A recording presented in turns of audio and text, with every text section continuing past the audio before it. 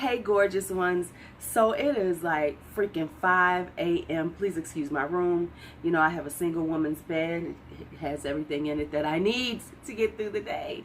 All right, so anyway, I was up and I was, brainstorming ideas for, Aging Gorgeously, the channel, in my little, notebook. Because if you are a YouTuber, everybody has some type of notebook, planner, or whatever they use for their channel. But anyway, I was in here thinking about the subject because it comes up so much, and it's not just on my channel, but I see it all the time. People talking about, oh, I don't like these big YouTubers no more. I don't watch them anymore. I watch smaller YouTubers, blah, blah, blah. And I was thinking about why is that happening? And so I have some thoughts on it, and I wanted to share them with you all and see what you all think.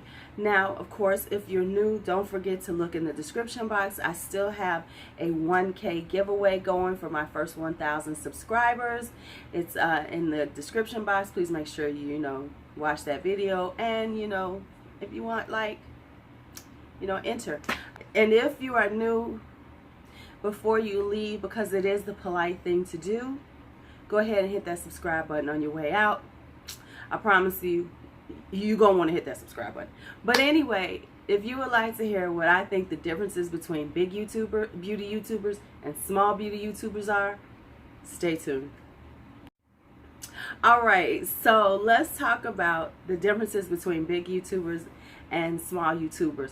Now, let me tell y'all, I did some stuff for y'all this morning because, like I said, I've been up since 4 something, and I don't know how my hair is looking because I'm using some new products, and it's really made my hair fluffy, which is cool. So I'm gonna see how these work because I'm kind of liking them. What do y'all think about the hair? And then I got this new necklace that, I'm trying to be a little, jazzier, so even though I don't have on my makeup because it's early in the morning, I said, let me jazz it up, put this little necklace on, fluff my hair up a little bit. My nails is already fly. Okay, so anyway, let's go on into what I was talking about. Okay, so here are some things that I think. Now let me begin this. I wanted to talk about it not from a negative standpoint, but just from, just from some things that I can say that I notice the differences between the small beauty YouTubers and the larger ones. And here's what I'm going to say is listen, I understand. I can't say that I'm not going to change as I grow, because if this becomes my full-time job, I'm doing things, I don't know where it's going to take me. I'm not here to say that, this is what makes them bad. I'm just saying these are the differences that I see when it comes to videos between the smaller YouTubers and the bigger YouTubers, because of course there's a different space you're in. They're doing brand deals. They're doing they're doing a lot of things to maintain their coins, because this is their full-time gig. So I'm not going to say, because I don't know what I will wind up doing or getting involved in, because when this becomes my full-time gig. Y'all hear me? When? Clock that right now. So I'm just going to say a few things that I find, and I hope that with growth, I will not do these same things. So, if with growth, when I get big, y'all, and y'all here with me, y'all better let me know, wench, you need to go watch your video to remind myself of what I need to be doing. Okay, so here's the first thing. The difference is okay, let me just say this. The first thing, the biggest difference to me is that smaller YouTubers have to be more creative with their content. And what I mean by that is because we are small channels, we don't get like PR or things like that. So we have to be a little more creative with our thought process with what we do and how we do our videos. For instance, let's be real. Most big YouTubers do some first impressions. They might do favorites here and there. They'll do some, full face of something, things like that. Some of them do PR hauls, not all of them, but they do PR hauls. Those are pretty much what you're gonna see. Now I'm gonna preface that with something else, and you'll hear in a minute. So those are kind of like their standards, some tutorials, things like that. So here's the difference. I don't get PR. Us smaller YouTubers don't get a lot of PR. And we need to put out a lot more content because we're trying to be seen. So, a person with, millions of subscribers, you 2 times a week, you gonna get you gonna get enough views on them 2 times a week. Whereas we need to hustle and put out a lot of content because we trying to get a lot of views, get more subscribers, things like that.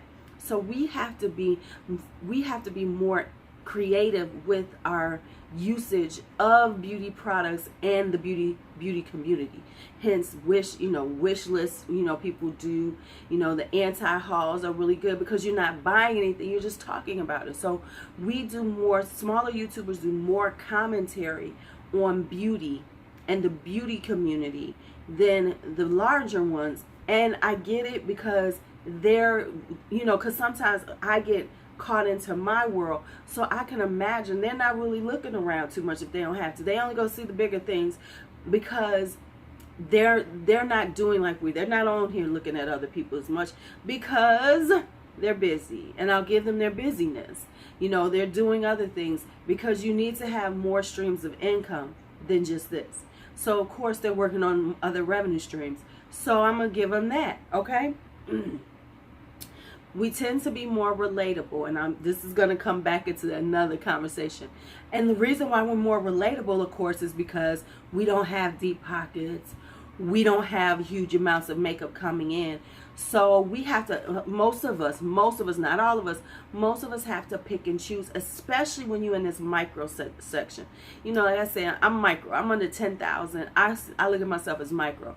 There's smaller YouTube channels, and I mean under 100,000 subscribers that of course are getting PR, so they have a little different thing going on now. But the reality is that they're still have to buy some makeup. They're not on every PR list. They might be getting some PR, but they're not getting that much. So we're more relatable because you know that a lot of stuff we're buying, and we are working on those type of things, so we are on budgets, and we have to budget things, and we have to be, and smaller YouTubers tend to be more personal. We are more personal with our content. We talk about ourselves more, but I'll get back to that in a second. We talk about ourselves more because many of us now are using the live stream, the live streaming. We are even more personable and relatable because the interaction is real time, and you can see us and you can talk to us. Whereas the big beauty YouTubers, you talking hundreds of thousands of subscribers, they're not doing live streams because that's not what YouTube was for them. For us, we are having to be more personal. We're having to be more now. And let me say this, there's a lot of not that big of YouTubers, in the tens of thousands, right over 100,000 that aren't live streaming, because it's a very hard space to be in for some, because trolls and negativity, and they just can't handle it. And that's another story that I talked about in my live. I might put that in the cards about trolls and negativity and dealing with that. And if you're a small YouTuber, feel free to watch my small YouTuber playlist. I will put it in the description. Okay, so that's that. Okay. We do work harder. And like I said, we work harder in this space because we have to. We are, if you're really trying to, grow your channel, you are on your grind. You are trying to get out as much content as you can. You don't have the luxury of being like Jaclyn Hill and doing maybe 1 or 2 videos a month, and people are going to watch it because you're Jaclyn Hill. We don't have that. We don't have that luxury. We have to be on it because if we disappear, our subs disappear. They be like, oh, I don't know where they're gone by. So we work harder. We tend to be more critical of makeup. And I'm saying that and it's not a criticism, it's just that we look at it from the standpoint of we don't have PR lists. We don't have brand trips. We don't have we don't have those things to think about. And I'm not saying that all of them are biased, but I'm saying that people assume more bias because there's more to lose. And we don't have a lot to lose, so we can be more critical. We don't have brands sending us huge amounts. When we buy something, we buy it. Everything I have, unless it's a gift from my subscribers or a gift from a friend, we buy. And even then, we're going to be critical because those people want us to be critical about some things. They might send something that's like, hey, what do you think about it? So they expect us to be critical about them too. So therefore, we don't have to much as lose in the grand scheme of beauty, community at this point. Now, I would hope that it won't change, will I change if I get PR? Will I be nicer on things? I doubt it, because that's just not my personality. And to be quite honest, I'm buying it anyway. Fuck it, I'll buy it again. And because I don't put my channel on being onto the brand new shit all the time, I'm okay. Now, that's just me personally. So what I'm saying is that smaller YouTubers tend to be more critical of companies and their practices, and we are a lot of times the voice that carries those conversations, and then it becomes something big. Okay, now here's my last one. Big YouTubers are trend based only on new videos. And I've talked about this a few times on different things, but let's be real. If we see some if the bigger YouTubers are doing something different, what the hell did I just do to my pen? Oh, okay. Okay, they're doing something different. It's because it's a trend. And they see that, oh, this is popular, because it comes up on trending. And so, or something, or they see some trend of, somebody that one of the bigger YouTubers they watch, or no, they did it and they got a lot of views, and that's when they do it. For instance, let's just be honest, I call it the Shane Dawson effect. All these bigger YouTubers are now pouring out their souls to us when they weren't. They're talking about, their mental issues, their, things that are happening in their lives, things that they weren't talking about, based on, let's be honest, the Shane Dawson and Graveyard Girl videos series. So, I'm saying that to say that that's when we see something new. If there's something that everybody's talking about, then they'll get on board and put their voice in it. That's when they put their voice out there. If it's, until then, they're kind of quiet. For instance, the thing with the Beauty Blender Foundation. Now that Jeffree Star has said something about it, and he's really gotten on Huda Beauty about the beauty bakery, we're going to hear more influencers, the bigger ones, speaking on that kind of thing. Because now it's going to be like, well, Jeffree did, and people loved it. Let's talk about it too. So we're going to see some more influencers talking about brands like that. Trust me, they will be. Y'all heard it here. And any challenges, like that, I did such and such as, I tried to do such and such as tutorial and it looked like this.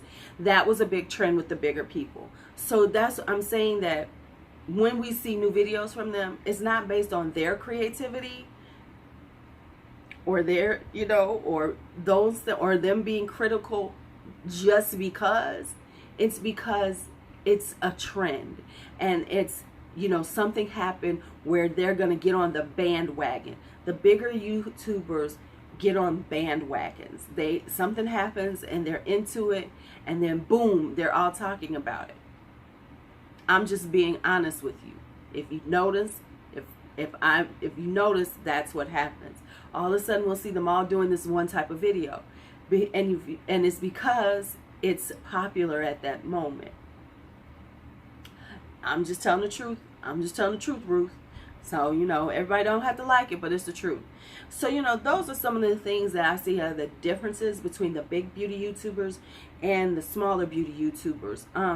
Does it make us better? No, it just makes us more hungry. We as small YouTubers are hungry. We are trying to get subs. We are working for views. We trying to get monetized. We trying to get to this point. We trying to get to that point. We have these, small goals, and they take a lot of work. The YouTube space is hard. So therefore we are hungrier. So the ones that keep going are the ones that implement these type of things, and they will see that growth. Yes, some people have, growth to a certain extent because of like basic stuff, but the ones who really put their mind to some creativity and really get themselves on, and put, are critical, not just for criticism's sake, but really truly drill down and talk about things about makeup, talk about their collections and things like that. Those are the things that help us grow. So we have to do these things. They don't. Now, the thing is will we continue to do them when we grow? I don't know. I would like to think that I will still be as creative with my content as I grow. And if you all are here with me now and you stay with me as I grow, because I'm growing, damn it, tell me if I'm not, because I want to know those things. Just remember that. All right, so this is it. I'm going, I'm not going to edit this. I'm just going to let y'all see my person back here, my junk on my bed. We going to just put this out here this morning. And if you like this video, give it a thumbs up. If you have any comments, what are your thoughts on this particular subject? I would love to hear it in the comments. You know that.